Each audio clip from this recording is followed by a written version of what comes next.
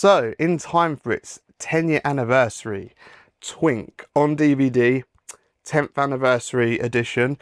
This is quite a special film. Actually, if you grab a copy, it also comes with a cool print here, an iconic still from the movie that me and Wade Radford did. It's this is a cool edition. Twink has found itself on Blu-ray before, and DVD, and streaming. It's to be honest, Twink is one of mine and Wade's more successful collaborations, and it was a very special film. Me and Wade went out, the two of us, and we did a found footage shockumentary style feature. We thought it would be interesting. Wade highly believed in it. As a filmmaker, I was on board, and I made it. I was concerned at how basic it might be and it might foul, but when I sat there and edited it and saw what I'd shot, and actually could really take in Wade's performance, although I was on set directing that day, watching it back and editing it and seeing every frame over and over, I really could see how powerful this could be perceived. And it's great to have a physical media release here. Wade has a distribution arm that he's put this out on. The Blu-ray version does knock around, but physical media sales can be declining, and getting Blu-ray can be quite a challenge. But this does come with some really cool stuff. So I recorded an interview for this exclusively for this release. So this is the only version that has that. And it does have a really cool... I shot a documentary. Well, I started filming a documentary in 2015, a long time ago, with Wade, about Wade as an artist.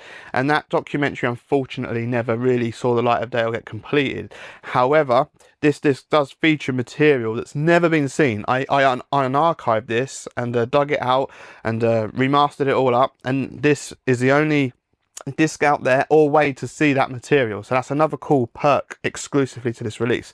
But as for the film itself, I think it's more relevant than ever.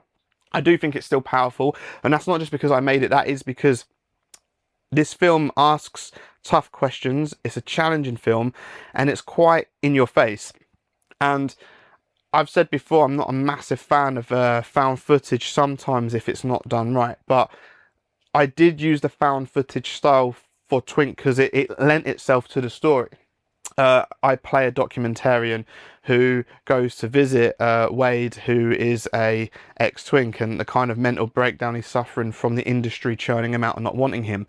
The way the film was made lends itself to even more questions as to, you know, what the real situation is. It actually creates, we use that technique to make more of an impact as well, and I think it turned out quite well, considering it had the potential to not, because it, as I say, it was quite basic.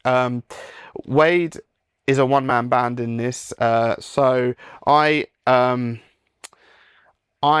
play a character, but I'm never seen. I am the voice behind the camera. The camera is almost like voyeurism. It's like you are the camera as an audience, and I guide you into this kind of corrupt world that Wade finds himself in.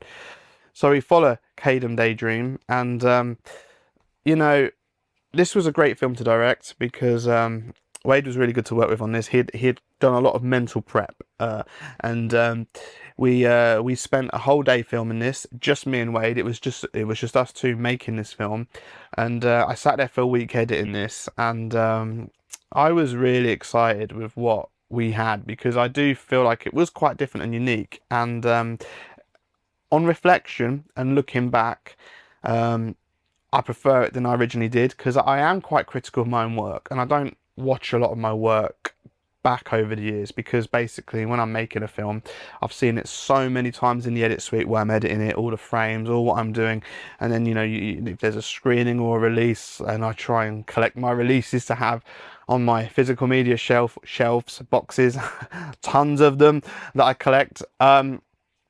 I do show people now and again, but I get quite embarrassed sat in a room of people watching work I've made. I'm very self-critical, and so kind of looking back at this production for this release, I'm like, you know, it holds up. It was shot on a Canon 5D Mark II, because back that was like a really cool indie filmmaking camera back in the day, a DSLR. I mean, and there was restrictions with that. After 24 minutes, that camera would just stop. It would cut out. You'd have to then start recording again. So this film is all about a cameraman sitting there doing long takes, looking at this retired porn star. So, you know, doing that, I had to I had to do some editing to blend it, because I didn't want to interrupt Wade's performance really. So I had a separate audio recording happening. I was syncing up to get better audio, and I had to do some cutaways, the old edit trick of when the camera had cut and I'd put it back on, that little blip, fix it and stuff. But these were actually restraints I was facing making this, because like now, using a Blackmagic camera, I could have recorded hours straight without having to cut. So, you know, this is one of the back in the day things that this film faced on set. But I wouldn't change anything for it. It was a magical moment how it come together, really. There was some really cool music done for this film that had a bit of necromantic vibes to it. Me and Wade are both big fans of that film, and I think you can see that a bit in this. So there's kind of like little homages to that in a way. And if you haven't seen it, if you're interested in my work, I do think this is one of the better films I've made out of my whole filmography. Over 20 years worth of my films, this is one of the higher ones that I personally regard.